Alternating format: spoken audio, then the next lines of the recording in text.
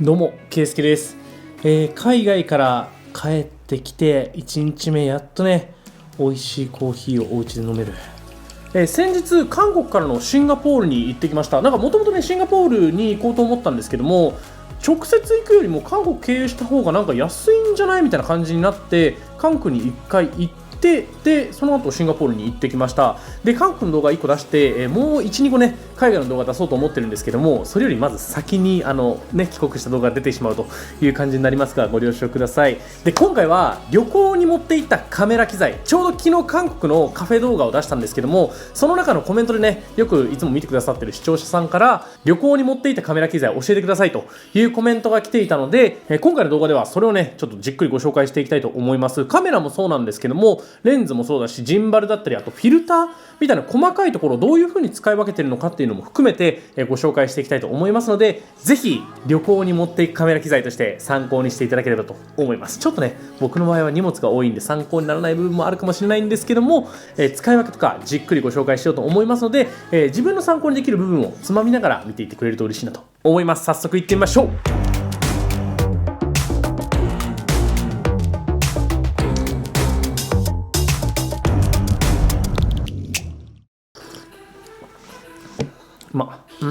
ちょっとお香も炊いちゃう最近ハマってるんで、なんか新しいお香を導入したいので、もしおすすめがあればぜひねそのお香とかもおすすめしてほしいなと思います。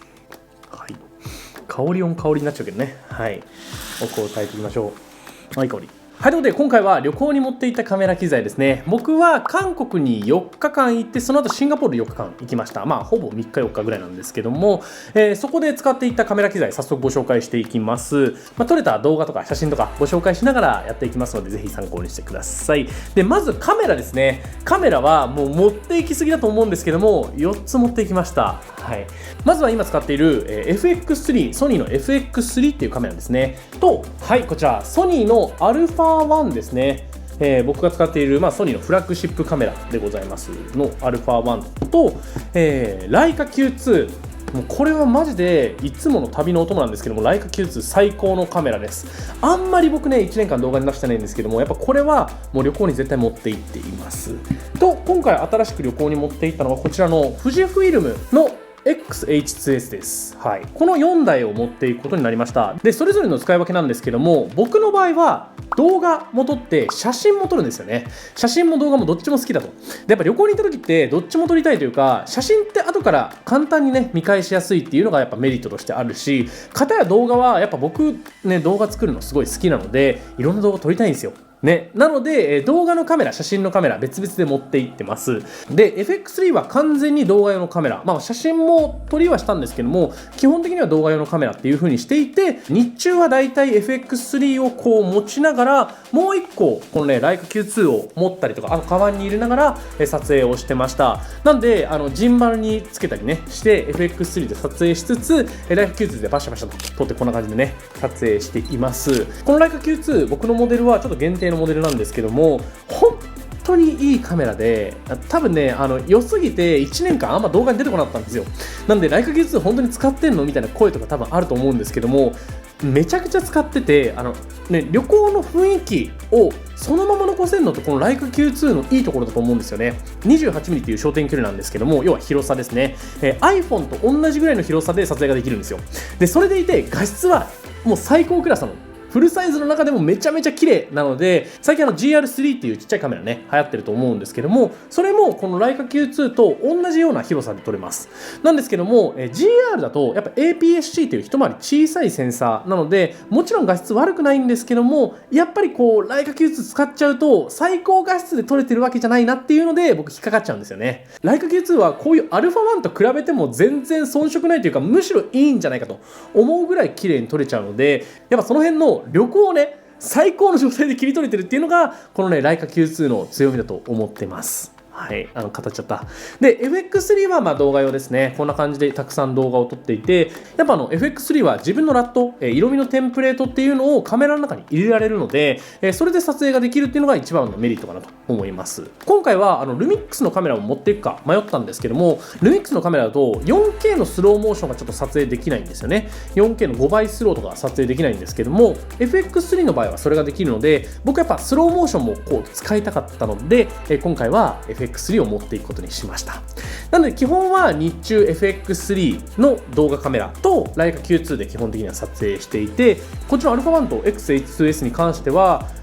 めっちゃ使ったわけでは正直ないですね。なんだろう、α1 に関してはこういうタイムラプスとか撮ったり、あとはガチで写真撮りたいなっていうタイミング、動画も写真もどっちもこれでいきたいよっていうタイミングに結構この α11 台で持っていくことっていうのはあったんですけども、基本は日中2台持っていったので、そんなに今回使用頻度は高くなかったです。で、この XH2S に関しては僕が使ったのはカフェのタイミングですね。このね、先日公開した韓国のカフェ動画があるんですけども、その中の写真は基本このね、XH2S で撮ったりします。やっぱ肌の色もすごく綺麗だし、あとはこのね、レンズ、後で紹介するんですけども、シグマのこのね、1850mm っていうレンズがべらぼうにもう使いやすいので、もう基本的にはこのレンズだけ、もうこのレンズさえあれば日中ね、撮影ができると。で、テーブルフォトとか撮影するときに、ライカ Q2 だとちょっと広すぎるっていうのがあったので、この XH2S とかを使うことによって、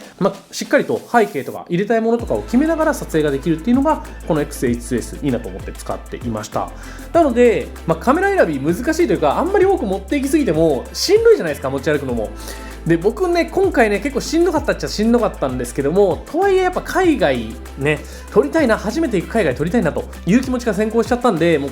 ちょっとね、多めに持っていっちゃいました。基本的には FX3 というか α7S3 とかだったらファインダーもあるので、写真も動画もそれ1台でいけちゃうんじゃないかなとか思ったりしてます。で、もうちょい画素欲しいよって時にライカ Q2 使うとかね、そういう形にしちゃえばこの2台はなしでも撮影はできたんじゃないかなと思いますので、カメラを減らすっていうんであれば α7S3 とこのライカ Q2 でいくかなと僕は思います。ということでカメラはこの4台でした。ケイスケの動画で、レンズですね。レンズに関しては、ライカ Q2 はもうレンズと本体一体型のカメラで、XH2S は1本だけで、ソニーのレンズを合計で4本かな持っていきました。で、はい、持っていきました。これもそれぞれ紹介していきます。で、どこから紹介しようか。まずメインで使ってたところで言うと、こちらですね。はい、ソニー2070mm F4 のレンズ、最近出たレンズですね。これを今回は結構メインで使っていました。ほぼこれで撮影してるかな。ほぼこれで撮影してると思う。で、他のレンズはこちらですね。ソニー 55mm F1.8 の ZA サイズのレンズと、ソニー 20mm F1.8G のレンズと、あともう1本ですね。タムロンの28-200mm F2.8 から 5.6 のレンズ、この4本を持っていきました。で、使用頻度で言うと正直ね、今回タムロンのレンズはあんまり出す余裕がなくて、使おうとは思ったんですけども、ちょっとその使う余裕がなくて、ほぼこの3本でいったっていう感じになります。で、なんでこの3本持っていったのかっていうと、僕の場合は自撮りもするし、外も撮るしっていう感じなので、そう考えると自撮りもしやすい 20mm から始まって 70mm までグッと望遠までいける1本のレンズっていうのがめちゃくちゃ便利に感じたんですよね。なので日中というかもうほぼこれで撮影したっていう感じ。僕のね、動画のメインカメラが今 FX3 っていうね、使っているカメラなんですけども、この FX3、ソニーの α7S3 も中身はほぼ一緒なんですけども、その2機種はですね、暗所への性能が強いんですよ。要は暗いところでもめちゃめちゃ綺麗に撮れる。光が足りなくてもめちゃめちゃ綺麗に撮れるっていう特徴を持ってます。で、このレンズ、F 値が F4 投資なんですよね。なので他のレンズ、これは F1.8、これも F1.8 っていう形で F 値が低ければ低いほど明るく撮れるので、この F4 っていうのは F1.8 から比べるとちょっと暗いなんですけども、僕の使ったカメラが暗いところでも綺麗に撮れるよっていうカメラなので、こっちのレンズでもいいでしょということで、今回はこの 20mm、70mm F4 のレンズを持っていきました。そういう FX3 とか α7S3 みたいに暗いところでも強いカメラじゃなくても、このレンズは日中では全然使えると思いますので、結構おすすめかなと思います。1個難点を言うと、動画はめちゃくちゃいいんですけども、写真に関してはまだね、ライトルームとかに補正のプロファイルが入ってないんですよね。なので写真のローデータで撮影しちゃうとめちゃくちゃ歪むんですよ。で、それ補正するのもちょっとね、手動では難しいので、早くソニーさんから補正プロファイル出てほしいなと思っています。これね、もう一回レビューしようかな。めちゃくちゃいいレンズなんだけどな、もうその1点だけめっちゃ気になるっていう感じのレンズです。で、日中基本的にはこのレンズ 20mm70mmF4G のレンズ持っていったんですけども、このレンズだとやっぱ暗いところ夜のシーンとか厳しいなということで、こちらソニーの 20mmF1.8G、 これも自撮りとか広告用ですねと、こっち 55mmF1.8 の ZA と、この2本を夜用に持っていきました。でこの2本と FX3 元や α7S3 とかのもう組み合わせ抜群で、シンガポールでナイトサファリ行ったんですけども、真っ暗よ、真っ暗、なんかこんな感じで動画撮れちゃうのめちゃくちゃ良くない？めちゃくちゃ綺麗だと思わないですか？もうこれ本当に真っ暗なんですけども、 ISO っていう値を12800とか25600とかそのぐらいに上げちゃっても全然綺麗に撮れるんで、やっぱ海外に行ってそういうね特殊な環境で撮影するときには α7S3 とか FX3 のカメラプラス F 値の低いレンズっていうのはめっちゃおすすめだなと思いました。はい、レンズはこのぐらいかな。あとは富士フイルムですね。富士フイルムの、1850mmF2.8 の DCDN ですね。このレンズはもう写真オンリーで使ったんで、基本的にはこれにつけっぱ一回も外さずに使いました。こんな感じでね写真いっぱい撮ったんですけども、グッと寄って撮影ができるので、色味もめちゃくちゃ綺麗だし、僕はねこのレンズとの組み合わせだけで富士フイルムめちゃくちゃ気に入っています。超軽くてコンパクトだしね、レンズ自体がこれでズームできて F2.8 っていうね F 値の低さも最高ですよね。あと最後のタブロンのレンズに関して言うと、タイムラプスでは使ったんですけども、他のシーンではほぼ使ってないかな。今回は使わなくなっちゃいました。もっと昼間に動物園とか行ったら望遠でバシッと切り取ってやろうと思ったんですけども、その機会は今回はなくて、ナイトサファリだったので夜のシーンだとちょっとねこのレンズだと暗すぎるってことで別のレンズを使うことになりました。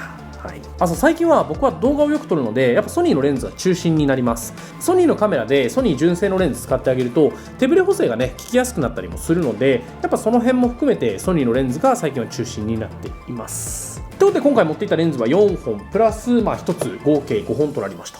ケイスケの動画。はい、でお次フィルターですね。フィルターで今回使ったのは、ND フィルターっていうレンズのサングラス的なやつ。これは動画撮影に必要なんですけども、このレンズのサングラスと、あとはミストフィルターですね。光をほわっとさせるフィルターと、もう一個 PL フィルターって言って光の反射を抑えるフィルター、この3つ持っていきました。ほぼ使ったのはミストフィルターと ND フィルターの2種類ですね。僕はソニーのレンズをこのねフィルター径 77mm っていうフィルター径で揃えてるんですよね。で、それは、フィルターってこのねレンズのこの口の部分の大きさがちょうど同じじゃないとつけられないんですけども、僕はどのレンズも 77mm っていうフィルター径に揃えてます。このレンズとかは本来ちょっとちっちゃいね、49だったかな 49mm っていうフィルターなんですけども、その上にステップアップリングっていうのをつけて 77mm に変換して撮影しています。でなので僕のフィルターは全部 77mm で統一されてるんですけども、特に使ったのは今回これですね。ミストフィルター西の MC ブラックミスト4分の1ってやつ使いました。で僕最近韓国のドラマちょっと見てて、その年私たちはっていうドラマ見てたんですよね。で韓国のドラマってマジでこのミストフィルターめっちゃ使うんですよ。日本のドラマでも結構使われてはいるんですけども、韓国の方が強くかけたりするので、今回は西のこのブラックミストを常時つけたっていう感じになります。ちょっとホワット感が強めでつけた感じになりますね。この強さの度合いが8分の1、4分の1、2分の1、1という風に強くなっていくんですけども、今回僕が持っていたのは4分の1で、そこそこホワッとするっていう感じですね。それでも日常で使っているとちょっと強いなとは思うんですけども、そのぐらい強いのが韓国のドラマっぽかったんで、今回はそういう撮影をしてきました。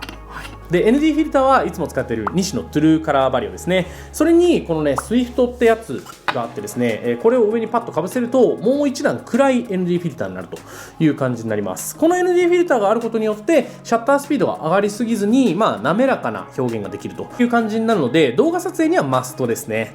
でPL フィルターも西の PL フィルターを持っていきました。こちらもトゥルーカラーの PL フィルターですね。今回はそんなに撮影の余裕がなくて積極的に使えなかったんですけども、今後ちょっと取り入れていこうと思っています。これでちょっと動画とか出したいなと思いますので、ぜひ楽しみにしててください。そんなもんかな。一応ねこの健康のクローズアップレンズ、もっと寄れるレンズ、虫眼鏡みたいなレンズなんですけども、これも持っていったんですが今回は使わなかったですね。とでメインで使ったフィルターは ND フィルターとミストフィルター、あとは CPL フィルターでした。で最後細々したものをご紹介しておくと、マイクはこれ持ってきました。こちらですね、ソニーの ECM-B1M。 やっぱね音はこれがすごく楽でいいです。ソニーの場合はこのねケーブルを使わずにこの上にカシャッとはめるだけで接続ができるんで、ソニーのカメラを持っていってるのはこのマイクがあるおかげと言っても過言ではないぐらい神マイクです。今現行品としては ECM-B10 っていうマイクが多分ねあるかなと思いますので、もし買う場合はそっちを買ってみてください。で、自撮り棒に関しては基本的にはこれを使っています。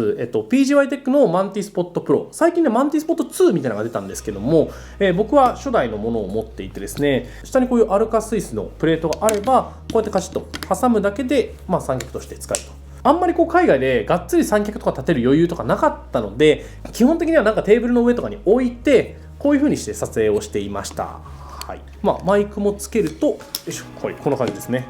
はい。常にこんな感じで持っていってました。あとは撮影に関わるところで言うとジンバルか。よいしょ。はい、ジンバルですね。今回は、こちら DJI の RS3 というジンバルを持ってきました。普段の撮影では僕 RS3 ミニっていうね、こういうちっちゃいジンバルを持ってったりするんですけども、やっぱこうね、いざとなった時の安定性がこの大きいジンバルの方が強いので、今回はこっちを持っていくことにしました。で、普通に撮影してる分にこの RS3 ミニで全然こと足りるんですけども、一点言うとこう斜めに動く時とかの安定性ですね。こういうカットを撮った時にやっぱこのね DJI RS3 の方が安定性が増すんですよ。横にこうやって動くとか前に行くとかそういう動きぐらいであれば全然このちっちゃいジンバルでも賄えるんですけども、やっぱねこう斜めの移動とかクリエイティブな動きをするときにこっちの RS3 の方が安定するので、今回の海外の旅行ではこっちのね RS3 を持っていくことにしました。で、カバンに入れるときには基本的にはねこうやって分解をして入れていて、であとはカチャッとはめるだけで使えるという感じになっています。セッティングも早いし、この RS3 はアルカスイスでくっつくので、さっきのよいしょ、